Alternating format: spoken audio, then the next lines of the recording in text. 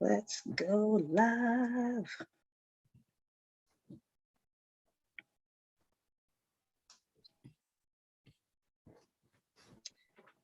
Got the music.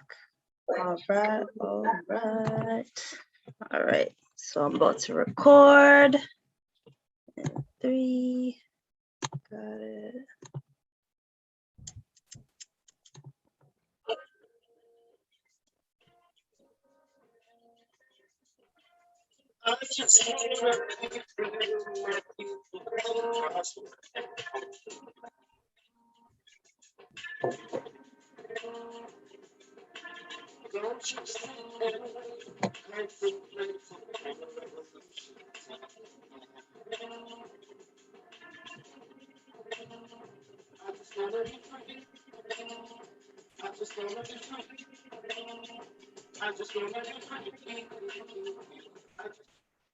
Okay, another episode of the Things I Wish I Knew About Money podcast. I'm your host, Camille Smith, and I have a lovely guest this week. Oh man, Reni, are you ready? Like, I'm are you nervous? ready. I'm not. Are you ready? I'm ready. So Reni and I met on, was it BCI? Yes. So if anyone has noticed, I've met a lot of people online. And that's just, with the pandemic and all that good stuff. But Reni was able to promote her lovely YouTube of xoReni and talk about finance, career, and lifestyle. And it's funny because there's so many times that I'd be checking out your thing. I was like, yo, that's a topic that I'd actually love to talk about. And then we'd actually have a conversation on Facebook and oh my gosh, that's the exact same one I wanted to do. I'm like, it's amazing. And it's just funny that, we just think alike and all that good stuff. So welcome to the podcast, to the YouTube and all that stuff. Thank you for coming on. And for anyone that doesn't know Reni, how about share?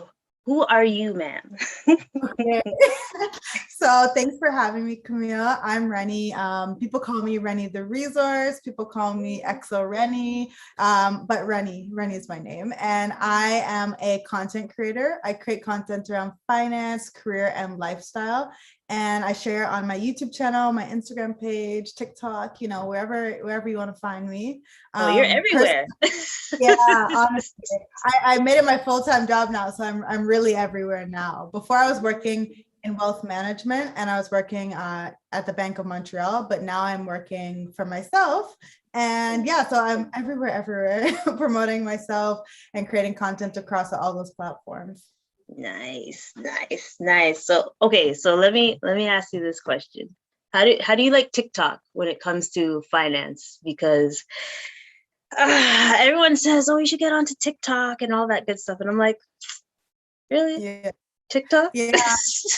Honestly, I use TikTok right now more for my lifestyle content, but I'm going to start using it for finance because I've seen such huge growth. The thing about TikTok is even if you have 0 followers, your video can get 1 million views. And the algorithm works in a very weird way. So the reach there is unparalleled.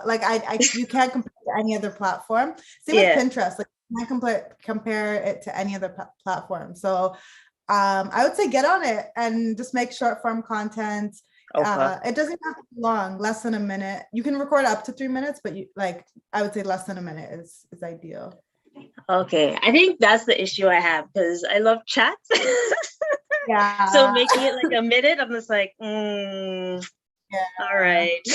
And anyone that follows. I think it's good because you can just answer one question. Someone can say what is the best account to open a bank, or what is the best bank to open? And you'll be like, these are the 3 bank accounts I recommend, stuff like that. So I think it's really simple. True. And okay, that was interesting because I didn't realize that that's where you worked, Bank of Montreal, big up them. So is that how you actually started with your YouTube channel? No. Okay. So the way I started, the reason why I want to start a YouTube channel, is that what you mean? Yeah. No, so I actually wanted to start a YouTube channel because I purchased a house last year, and I was 23, almost 24 at the time when I closed on the house. And so many people were like, oh my gosh, how did you do this? Like, we want to know more. We need the details. And I was like, I tell you guys about investing all the time on my Instagram story. Like, I talk about it all the time since I was like 18. I've been talking about this. And they're like, no, no, no, we have so many questions. And I was getting like so many questions. I was like, okay, I can't answer all these questions individually. So I'm like, let me make a YouTube channel, answer your questions in some videos, and then we can go from there. And it's been a year and a half now only. Yeah. And First of all, I had to do this for you. You're a homeowner at age 23? yeah. My gosh. Yeah. And how was that feeling, being a homeowner, like at that age? I don't know. So I feel like people big upping me was more like what made me hype about it than anything. Like I was like, I don't know. It was just like a natural next step after investing all that money, having all that money in my account. My dad was like, oh, you should probably buy a house. So I was like, oh, okay, let's buy a house. But then when people were like, oh my gosh, that's so amazing, I was like, oh, okay, like cool. This is really cool. But yeah, I don't know if I saw the significance of it until people were so shocked by it. Like asking you and all that great stuff. True. Because you know, like in regular society, there's like, oh, you should get a job. Go to school, get a job, get a house, family, all that good stuff. And I guess in no sense, would you say you're working towards that, or are you trying to switch it up just a little bit? Because you know, because you just had a full-time job, but you just quit. I just saw that YouTube episode. So you're kind of not even like following how like true society like tells you to be. So what would you say? Are you trying to change the way that society sees like Black women or women in general and all that good stuff? I know I just gave you a lot. I don't know. I feel like that's a huge responsibility to try and change the way society sees Black women. I don't want that on my shoulders. I don't. I really don't. You're like, no. But I will say that like I know the Black community in general has like some people have a negative perception of us. So I think it's good for me to share my life, and it is positive. But yeah, I'm not trying to, to be the role model for anybody. Please. You're like, not yet. No. When I have kids, I'll be their role model, and that's about it. Exactly. Or what about because as much as I like bigged you up for being a homeowner at age 23, do you think that like when it comes to like 20-year-olds just doing I'll say wild-ish because in my 20s, I did some crazy stuff, not too crazy, but like I wish I was able to be more disciplined with certain things, because like the stock market is starting it early in your 20s is just, you're just going to be laughing in your 30s and 40s. So what would you like want to give advice to like the 20-year-olds that don't know what's like going on, even though you have your YouTube channel and you're promoting that? What else would you say to them? So regarding investing or just in general? Just like personal finance, like how would they be able to, what advice would you give a 20-year-old just like starting out and thinking about personal finance? Because we don't usually think about that in our 20s normally. If you already have a thought about it, I feel like you're ahead of most people. Like if you're interested in personal finance, I feel like you're ahead of most people. The first thing that I always tell people is start budgeting, because I don't know about you, but when I started budgeting, I was like, wow, so much money is coming out each month, and it's being spent on nonsense. Like the amount of money I would spend on food and like just I don't know, just doing like random things that although I love food, so I don't think it was a waste, but like I could definitely have cut back in certain areas. There was no need for me to be buying lunch twice a day or buying food twice a day, you know? I was like, Yeah. buying lunch twice a day. Like, I was like, you know, food that much? like some light breakfast, like a croissant, and then a full lunch. And I'm like, why was I spending all this money every morning on food? Yeah. So I would say the first thing, if you're a 20-year-old or an 18-year-old, however old you are, and you're interested in personal finance, try looking at budgeting and starting to budget. It'll actually change the way you look at your money, I would say. And then once you turn 18 and you're able to invest, I would say start investing, start making your money work for you instead of working for money for the rest of your life. Exactly. And you see, I love how you said budgeting, because like we've been promoting that for forever. It's like budget. And people are like, I don't like that B word, Cam. I'm like, listen, the only way you'll be able to realize where your money's going is if you actually take a look and look to see where your money's going, and then you'll be able to allocate it to proper things. So I'm glad you said budgeting and to make your money work for you. And especially if you start now. So say like you're in your 20s and I'm in my 30s. If you're going to have like a longer lifespan, obviously. So by the time you get to like retirement, like 65, that retirement year, you're going to have like way more capital because of compound interest in the years.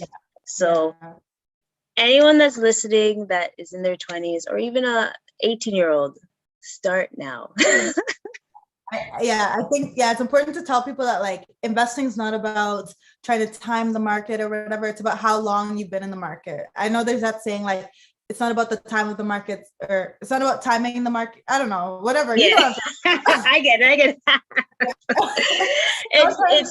It's about timing. It's not about timing the market, but the time in the market and stuff. So like, yes. Don't worry, it's like a tongue twister, right?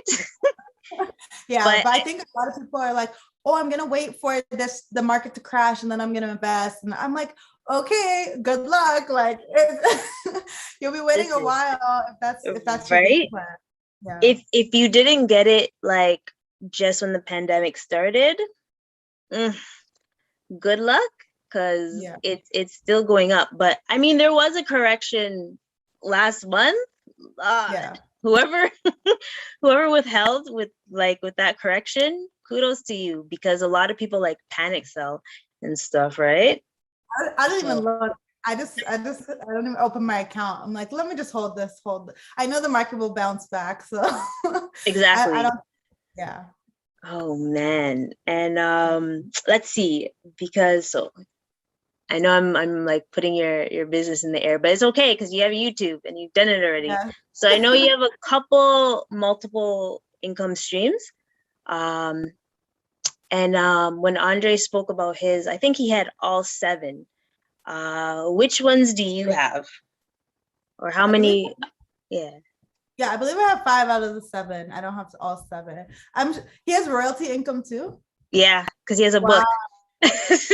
Oh, nice. Next on my list then, I guess. Yes. So you got to get on that. I have the earned income, the interest income, the capital gains, what are the other ones? Rental? The rental income. Yeah. There's one more. Dividend income. Yeah. Yes. So which one do you like the best? Let's see. I would say capital gains, like just holding my stocks and like seeing it grow for long periods of time. That's how I purchased my house. Like I think dividend paying stocks are good, but they typically grow at a slower rate than a non-dividend paying stock. So I think it's good to have a mixture of both. I like Shopify, for example. I bought Shopify back when I was like 18 or 19. So I bought it. Yeah, right. So I bought it in like around in the $200 range, and then I held it till last year when I sold my house. I bought my house, sorry. So okay, so if anyone knows, Shopify is at like 1,100 right now. So for you to I'm just gonna hand clap for that one. That's amazing. And I like capital gains too. Like I have big up AMD because AMD is nice. And I have like this other one. What is it called? Paramount Resources. And that was at $2 beginning or the ending of last year. And it's now at like $20. And I'm just like, jeez. It's like, okay. So we just know that like capital gains, dividends, and all that good stuff, it accumulates in good time. And we're not even working half of the time when this money is going up. So that's the best thing. So I like, and I know you promote getting like passive income and all that good stuff. And like one thing I like about your I was gonna call it a blog, but it's a vlog, is that you're realistic. Like you tell people as it is, like, listen, having a property is lovely, but there is some cost. Lots of them, lots of costs. Right? So that's like, I guess, in a sense, is like, what advice or what other advice would you have to give people when it comes to getting a property? Because I know you love to talk about that. But, just give it a snippet, because we're obviously, anyone that's watching, you guys are going to go to our YouTube after, because I'm going to promote it and everything. Right? Yeah. Okay. When it comes to a house, the first thing I'll say is like, don't try and keep up with the Joneses. I feel like everyone is like, it's like trendy to buy a house now. And like, everyone's like, oh, go buy a house. Like, but nobody talks about like how expensive a house is, how like, it's not like, it's not all roses and everything. So exactly. That's the first piece of advice. Don't just buy a house because everyone else is. Buy it because you truly want one and you are ready. You're prepared for, and you can afford one, but you're also prepared for the extra costs that can come with it.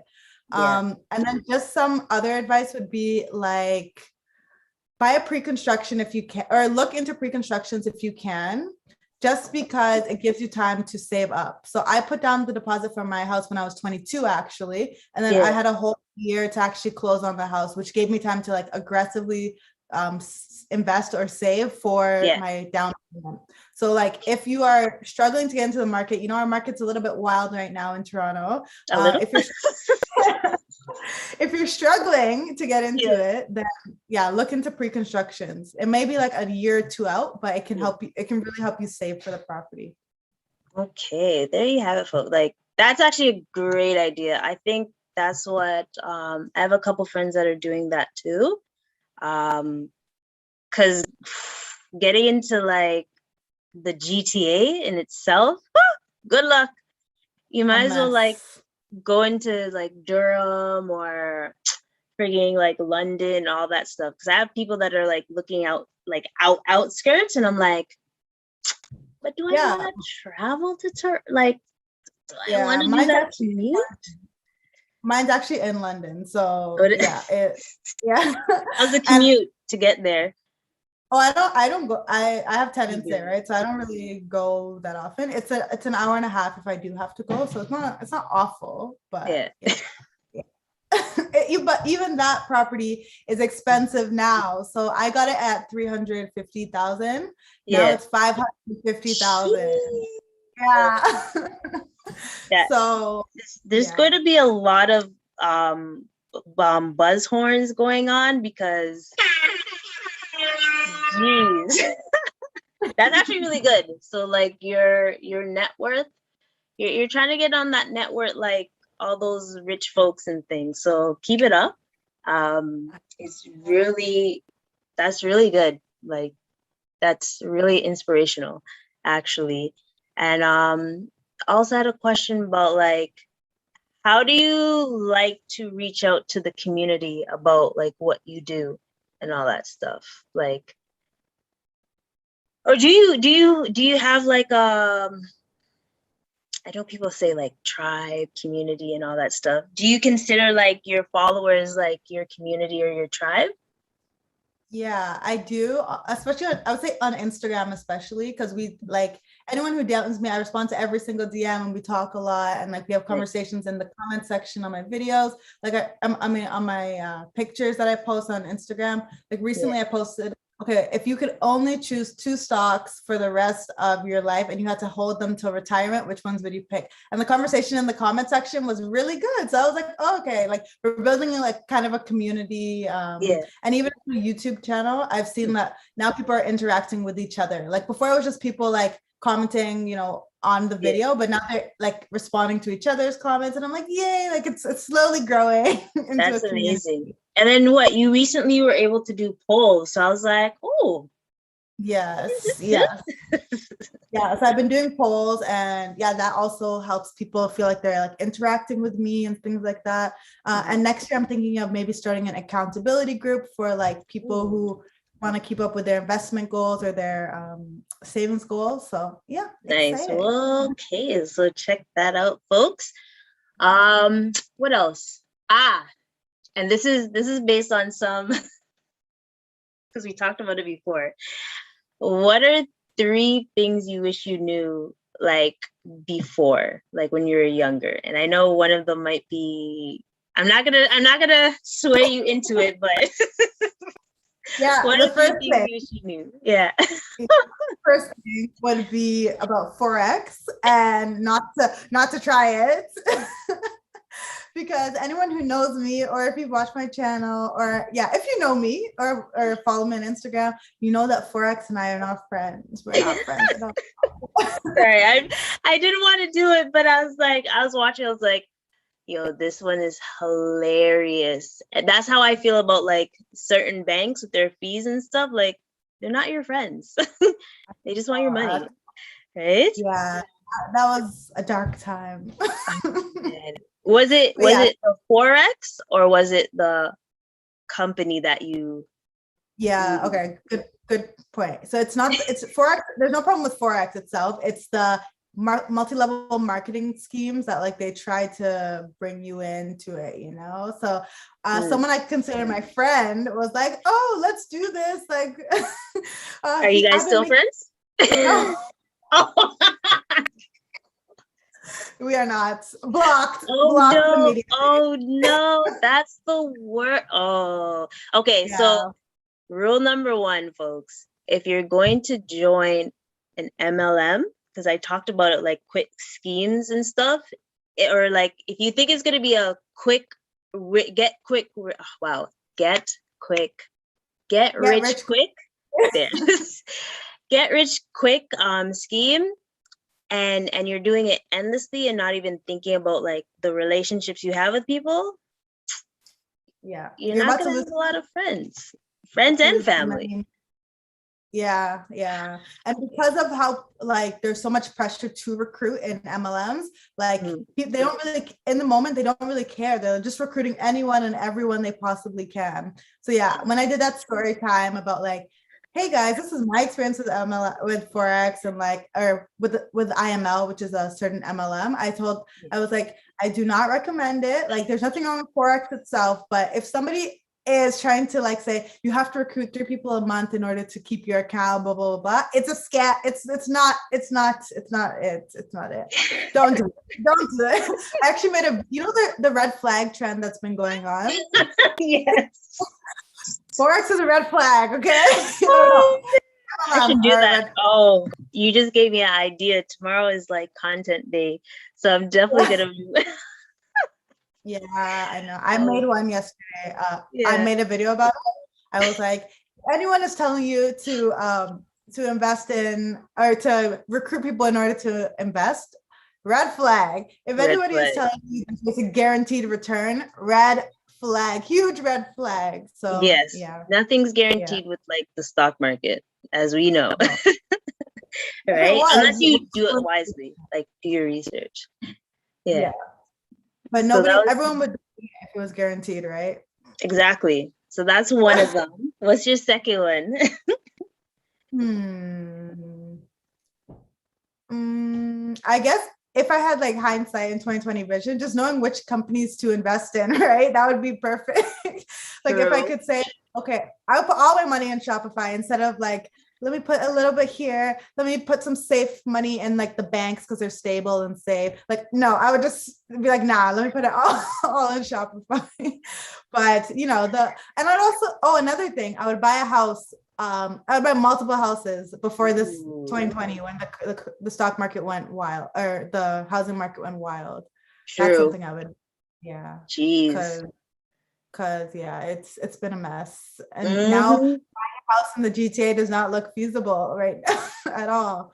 It's Yeah. like the average housing is like 1.5. I think it's almost good to get to 2 million. And I'm just gonna be like, Yeah. yeah, about that. Doesn't And make it's sense. like I want to live somewhere where there's diversity, you know, but I also don't want like I want to be able to afford my house every month. Exactly. So You don't want to yeah. get house poor with a Yeah. house and everything. Like that's Yeah. not the wave we're trying to do. Yeah. And the So, houses are overvalued. Like, why is it cost that much? It's overvalued. There's no reason why a house should be overvalued like that. right? But it is what it There's is, right? yeah, there's actually a house that was it's in East York and it costs about I want to say 5 million. And I was like, what why? Oh, Why? oh. And it's like a And corner lot. then you see people in the States who are like, oh, I got a 5-bedroom house for $200,000. And it's like, oh, okay. Don't Okay. get me started, yeah? Don't get me Yeah. started. I Even in, it's I was so just gonna say, annoying.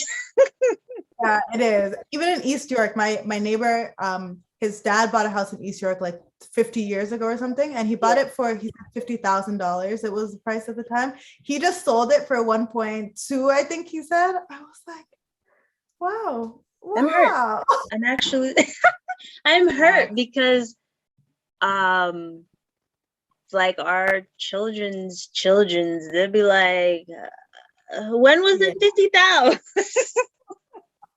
So Like generational wealth, right? We need to pass down. We need to have our own assets and pass them down to our future kids. Because exactly because it's gonna be madness and stuff. yeah, And your third one, oh wait, actually before your third one, hopefully soon, even if you know someone, like the way that the state's real estate is ridiculous and it's not similar to Canada. That's why it makes me so angry. And people are like, "Oh, can you do this?" I'm like, "No, I'm not in the states." they're Like, like, oh, get a 0% loan or zero down payment loan. I'm like, hello. If we had that, everyone would have a house by now. But there's no way. That's not a thing, really.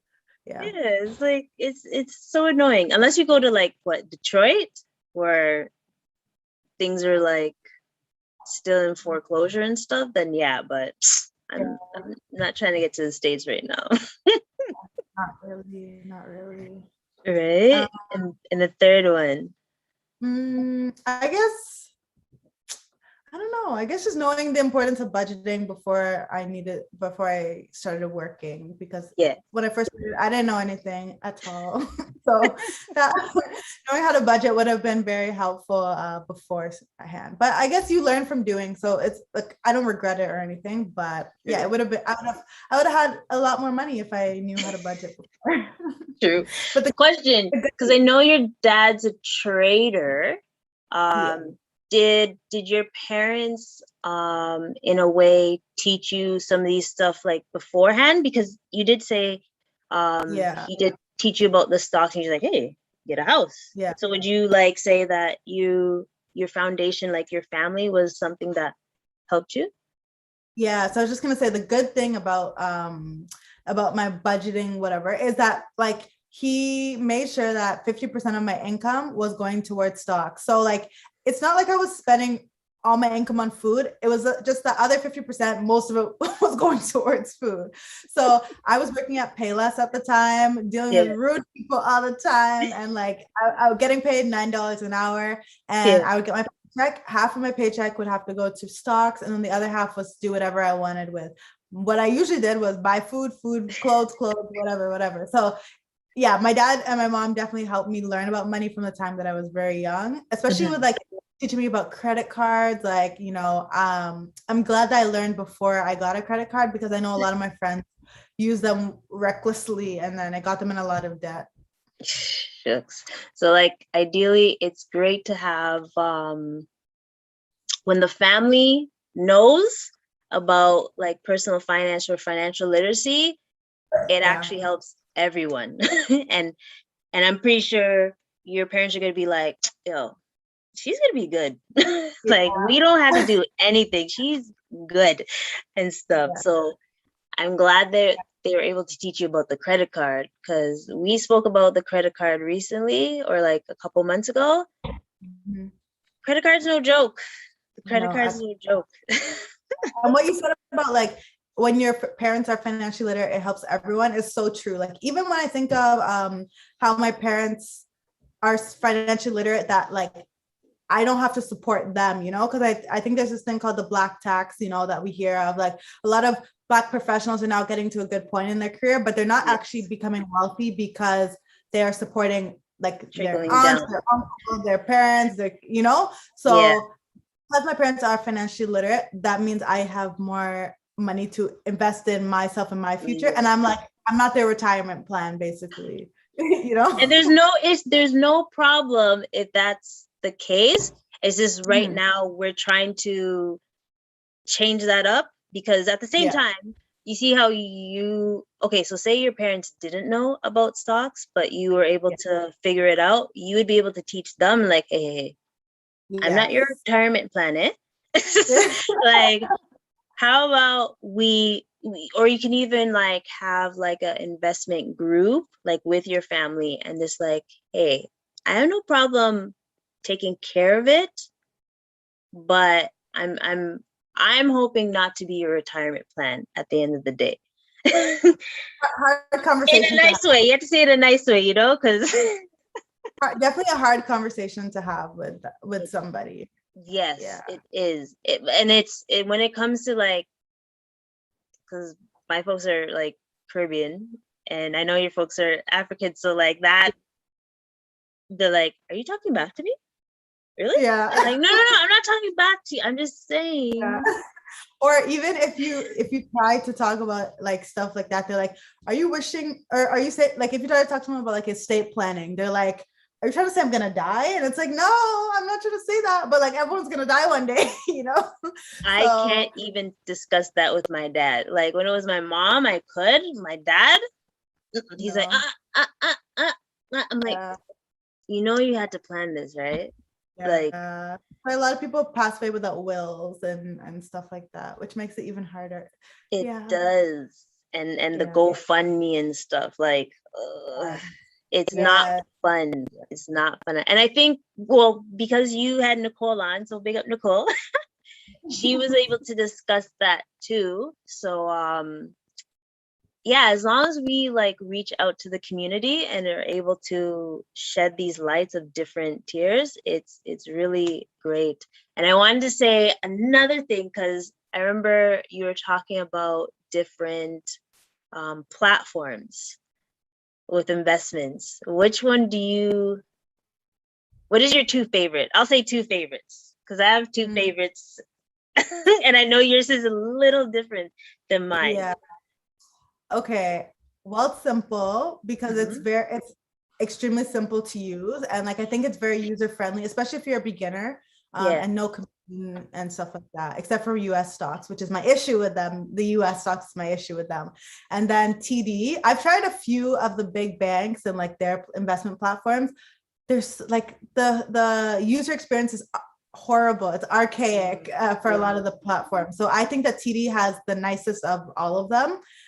But my issue with them is their fees. Like, how are you guys charging $9.99 per trade? Thankfully, because in your household, if you have a certain number of trades each month or each quarter, then it gets lowered. So mine's like $7.99 or $7, but it's still like what? Like why am I paying that much per trade? Yeah. So what about you? What I have Questrade.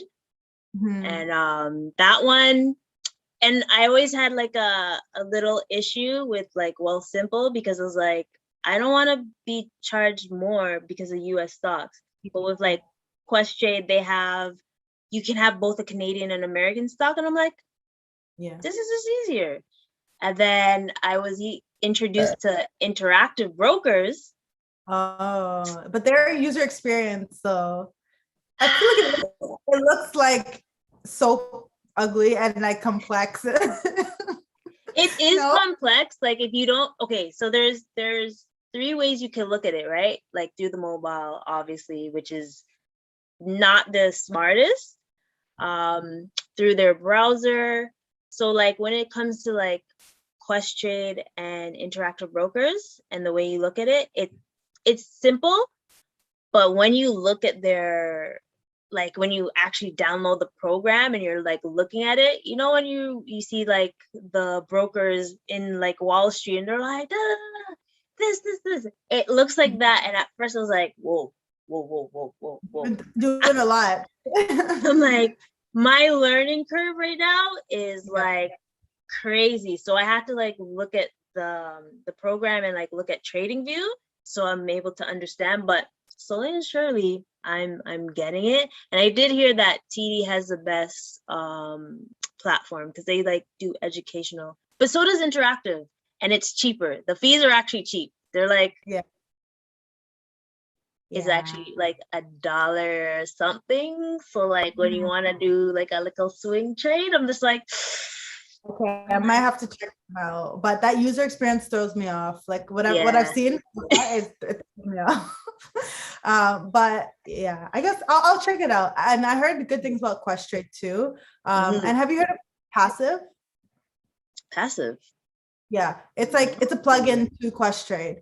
So it basically allows you to balance your portfolio. It's a Black-owned company as well. What? So I know this one. The owner is actually the founder is actually in the BCI group. So you can, really? Okay. Yeah. So I'll definitely check it out. That's amazing because I like Questrade. I promote Questrade all the time, but when I went into interactive and I'm like, ooh, it's really, really cheaper. And like I can get American and Canadian stocks, no issues. And they do fractional shares. And I know Wealthsimple does that. So I'm just like, yo, Questrade, I need you to get on this fractional shares too, please. Yeah, the fractional shares are a game changer, especially if you're trying to buy like Shopify or Amazon or something. Like Amazon, like 3K or something. You know what? I have accepted my defeat. I'm not getting Amazon. I'm okay with that. I bought Amazon in 2018 or 2019 at $1,900. For a whole year, it did not move. It moved like once and then it would go back down. It was like, it was not moving. I was stressed. I was like, okay, I need to sell this. But then I just started to hold because I'm like, I'm not selling at a loss. Like I'm not. So I just held it. And then now it's 3,300 or something like that. Yeah. The way that just skyrocketed and what Square just like went under radar, and Moderna. I was very upset. I was like watching Market Mondays and I was like, hold on. They were just talking about this at $100. When did it become $400? I don't understand what's going on and stuff. So like when it comes to like personal finance and all that good stuff, it's good to, especially if you're interested in it, because obviously we are, just take a look at it like ever so often, like whether it's like once a month, especially with your budget, you gotta, look at your budget like at least once a month, or like stocks quarterly, every 6 months and stuff, just to get a feeling, unless you're like doing day trading and all that good stuff. But if it's crazy. But if someone's just starting, I'd say don't focus on day trading if you're just starting off. Yeah. Don't. Sorry. Hold on. I am not a financial advisor. This is educational purpose. We are not telling you to get these stocks. Just do your research and your due diligence and all that good stuff.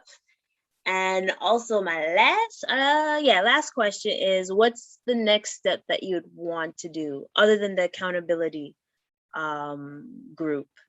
I know Yeah. that's actually a great idea. I'm Yeah. gonna make sure you do it. Yeah, keep me accountable to my accountability group. Yes, absolutely. um I would just say, because I just went full time with my channel, I just want to make sure I'm pumping out a lot of content around credit cards, investing, like different things like that. And then getting some big partnerships with multinational corporations. Like I just worked at BMO, right? So if BMO wants to sponsor me, that would be Hey. lovely. Yeah. By all So means, because you kept in good terms, right? And that's like a that's one key thing with leaving exactly. And I someone. work in the wealth management department. So like I know people who are working in like Investor Line, which is their investment platform. So, anything they want to do with me, I'd be very open to doing it. Let's manifest that, put that in the atmosphere right now. You see it. Um, But um, yeah, that would wait. be on my list. Sorry, Yeah. continue because I have something else in my head. That's not the last question. I was gonna say that would be what's next on my list. Awesome. And you are very, and I told you this before, you're very great with content and you're very great with editing. Do you have any advice for the people out there, not me? I'm just asking for a friend. Thank you. Because I think I honestly am like, I just want to outsource this to someone else because I hate it. Not the content part. I don't hate the content part. I hate the editing portion. What I really did was I just went on YouTube and I'd be like, how do you do this? And then I'd watch a video about it. And then like my intro, for example, it was just me on like PowerPoint and creating that on PowerPoint. It's really yeah, it's actually really simple. But I had to YouTube and I'd be like, how do you do this? How do you do this? How do you do this? And then when it comes to content and promoting yourself, I would say promote yourself on every platform that makes sense for your channel or for your venture, whatever you're doing. And then show people snippets of the conversation or whatever you're doing. So what I will do is, like, for example, someone is coming on my channel next week and we already recorded the video, but the video is about how they paid off their $21,000 in student loans in just 6 months. So my snippet is going to be just a video of that, like her saying, all I did was pay $200 bi-weekly. And obviously people are going to be like, what? Only $200 bi-weekly, right? And then it will get them to actually want to watch the entire video. Yeah. So yeah, I would say that's the way that I really the hamster's running right now. Yeah, honestly, it really does work. And then creating nice thumbnails also, because a lot of the people are seeing your videos from like the explore page or something like that, but they won't click on it unless the thumbnail and the title are something that interests them. Like the clickbait. I heard about that. I'm like, oh, God, that's so but you have to be careful with clickbait too, because you don't want it to be something like, if the title does not match the content and meet like very well, people will thumbs down your video and they'll also click off of it as well. So if they click off of it, then it signals to YouTube that, okay, this video, we should not be pushing it because so many people are not actually watching the video. So yeah, like I've been researching a lot about like how do I create catchy thumbnails and stuff like that. Yeah, so it's a lot, but it's like a whole business. Yeah. Right. And I just feel like that's just new content for you too. Yeah.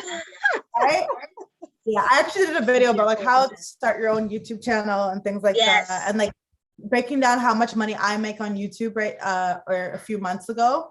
So people really like them. So maybe I'll make that a series and like do more. Yeah, like absolutely, like do that, because I watched that. I was like, hold on, let me just, and I was like, oh, I just don't have time, because it's like, when you have all the caps and you're just like, the marketing, like with my mentor, I'm just like, listen, my marketing team needs to be fired and accounts receivable needs to be fired and stuff. Like, I just need to show them how to like, smarten up. But when you have so many caps, I was like, I should offer this service to people. Like, let me market your podcast or your YouTube channel or whatever for you. Because I did work in marketing at the Bank of Montreal. So like that's what my expertise is in. So like I would do it, but the time, it's also the time. Like, do I have time to Yes. run a Yes. whole other podcast marketing? Like that's a lot, you Yes. know? All in Yeah. due time, right? All in due time. One day, one day. Are you guys still Yes. on monetization journey? Yes, I'm still on that journey because I'm just trying to promote as much as possible, right? So I'm just like, The watch as, hours. It takes forever to get those watch hours, right? yes, me. That's why I always post it on like VCI. I think I might, I might do like a paid promotion just to, you know, get some more traffic and all that stuff. So I'd say post on Black Toronto too. Are you in that group? yes, I am. They Post have on them. honestly so many views from that group. It's wild. My analytics and Facebook and LinkedIn are actually the places where I get the most traffic. And WhatsApp. LinkedIn. Yeah. Yeah. I kind of slept on LinkedIn for a minute and I'm like, I can't deal with LinkedIn anymore. But you know what? I just started mine last week. So while I was working at the bank, I didn't post on LinkedIn, but now that I'm not, I started and I have like 250 followers, I think, right now. And yeah, honestly, try it out. Okay, so that's tomorrow. The game plan is because I have what the last time I posted on LinkedIn was like a month or two ago, but for good reasons.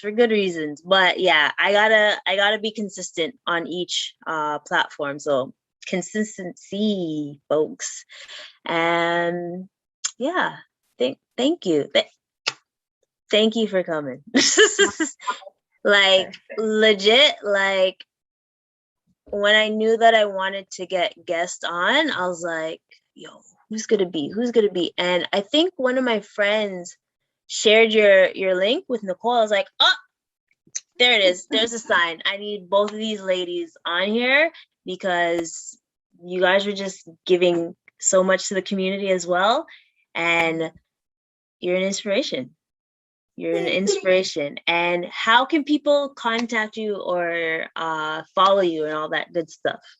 Yes, you can follow me on Instagram, xoReni, that's XORENI. You can follow me on YouTube or subscribe to me on YouTube, xoReni, XORENI. You can follow me on TikTok, which is XOXOReni. And then, yeah, those are the platforms that I post on most often.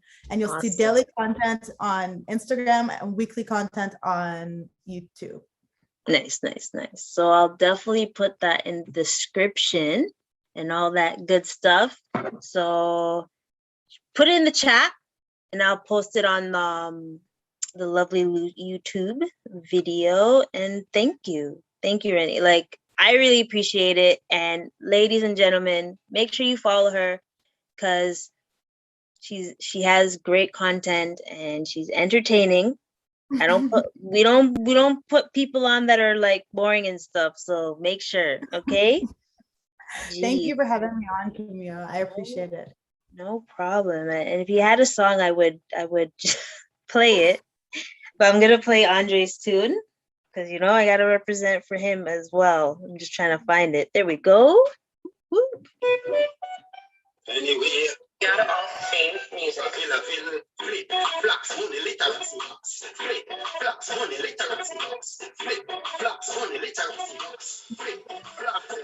Anyway, flip and flux, money, literacy box. Flip me see no blood because you're working in your class. Flip and flux, money, literacy box. Yeah, put up your knowledge here. Yo, flip and flux, money, literacy box.